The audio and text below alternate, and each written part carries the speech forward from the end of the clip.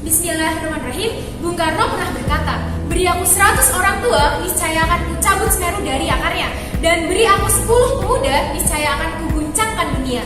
Tapi Bung Karno belum pernah berkata, beri aku 3 orang mahasiswa Universitas Diponegoro, maka akan kubangkitkan dunia. Salam juang kader bangsa, Salam karya mahasiswa Indonesia.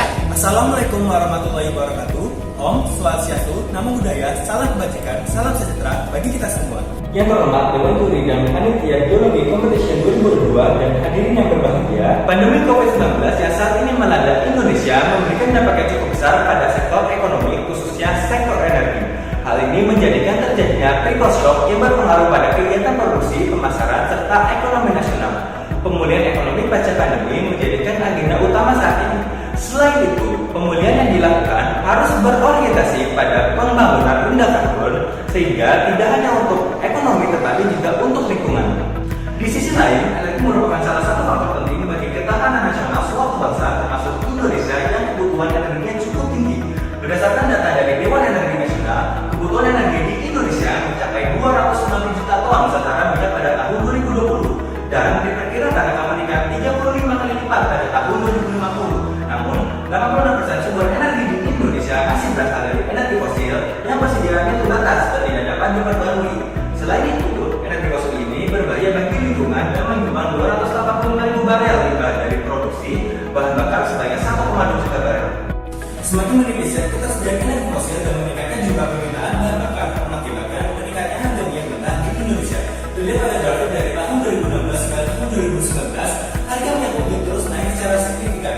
Pada tahun 2020 memang mengalami penurunan akibat pandemi, namun harga minyak bumi kembali melonjak tinggi di tahun 2021. Untuk menggantikan kebutuhan energi fosil digunakan biodiesel sebagai energi alternatif yang berasal dari bahan organik yang sustainable dan dapat dikembangkan di masa mendatang.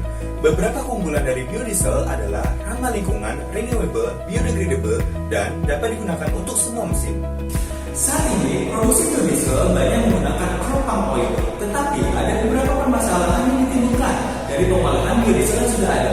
Beberapa di antaranya seperti bahan baku yang dihasilkan sedikit tetapi tetap membutuhkan lahan yang luas, minimnya pemanfaatan limbah yang dihasilkan, dan harga jual yang tinggi. Berdasarkan pertimbangan tersebut, dibutuhkan suatu rancangan baru guna menghasilkan biodiesel yang lebih baik dari segala aspek.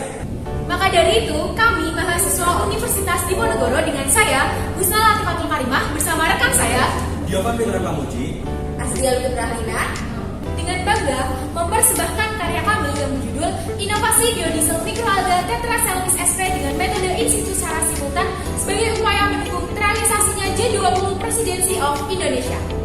Dari data yang terlihat pada grafik, terlihat bahwa mikroalga memiliki kandungan rendaman minyak yang lebih tinggi dengan hanya luas lahan sebesar 2 hektar daripada tanaman yang lain. Selain itu, mikroalga juga dapat dibudidaya di pesisir dan laut lepas. Terlebih, Indonesia memiliki kekayaan laut yang memadai dan produksi biodiesel dengan mikroalga tidak akan mengganggu ketahanan pangan. Salah satu jenis mikroalga yang potensial untuk digunakan sebagai bahan baku biodiesel adalah Tetracelmis sp. Hal ini karena Tetracelmis memiliki kandungan rendaman minyak yang tidak terlalu tinggi dan tidak terlalu rendah. Berikut merupakan tabel perbandingan kandungan rendaman minyak dari berbagai jenis mikroalga. Dari tabel dapat terlihat bahwa mikroalga Tetracelmis sp merupakan jenis mikroalga yang terbaik untuk digunakan sebagai bahan baku pembuatan biodiesel. Pada proses produksinya, produksi biodiesel ini menerapkan prinsip teresterifikasi dan transesterifikasi secara simultan yang dilakukan dalam satu reaktor untuk menghemat energi. Selain itu, prinsip teknologi bersih diterapkan dalam hal ini sehingga limbah nantinya tidak akan langsung terbuang ke lingkungan, tapi akan diolah menjadi hal yang lebih bermanfaat. Sehingga produksi biodiesel ini akan meningkatkan efisiensi dan menurunkan resiko terhadap manusia dan lingkungan.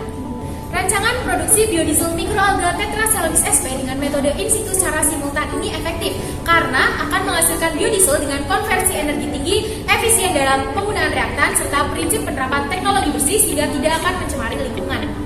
Berikut merupakan diagram produksi dari biodiesel mikroalga Tetracelmis sp. Dimulai dari mikroalga melalui tahap esterifikasi dan transesterifikasi secara simultan dengan penambahan H2SO4 dengan metode split bridging port, kemudian ditambahkan dengan NaOH dan lanjut ke tahap pendinginan.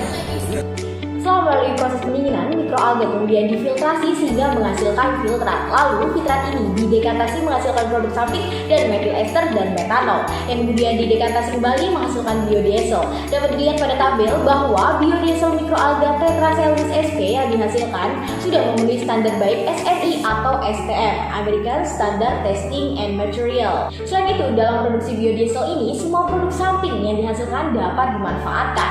Di antaranya ada ampas mikroalga yang dapat diformulasikan menjadi pakan ternak ruminansia, lalu ada gliserol yang dapat digunakan sebagai bahan baku pembuatan sabun dan lotion, serta metanol yang dapat digunakan kembali sebagai reaksi dalam pembuatan biodiesel. Secara keseluruhan, proses produksi biodiesel mikroalga Tetracelmis sp dapat dilihat pada gambar berikut.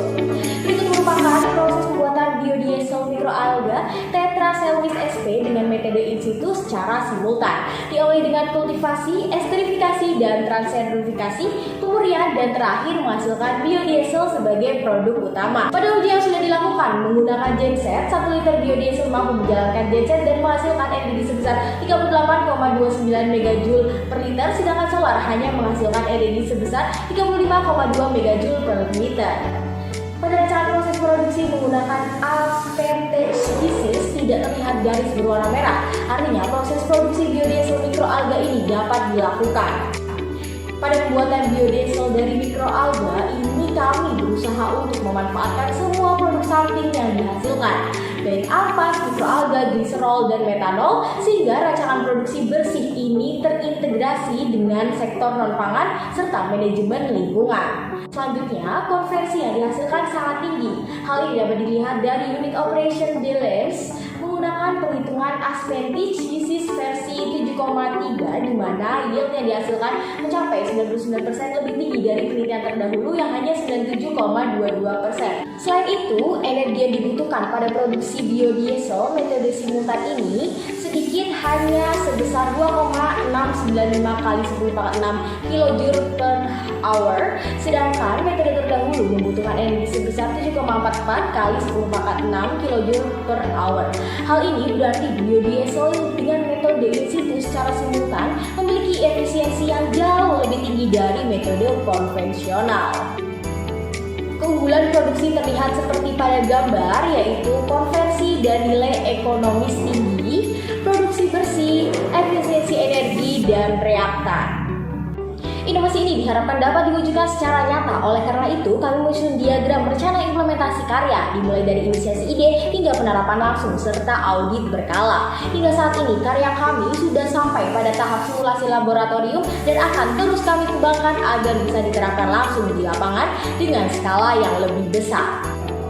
Kemudian, berdasarkan analisis ekonomi yang telah dilakukan, apabila didirikan industri biodiesel dengan produksi sebesar 0,7 juta liter biodiesel dan harga jual sebesar Rp10.000, maka sebuah industri biodiesel dapat meraih keuntungan sebesar Rp1,2 miliar.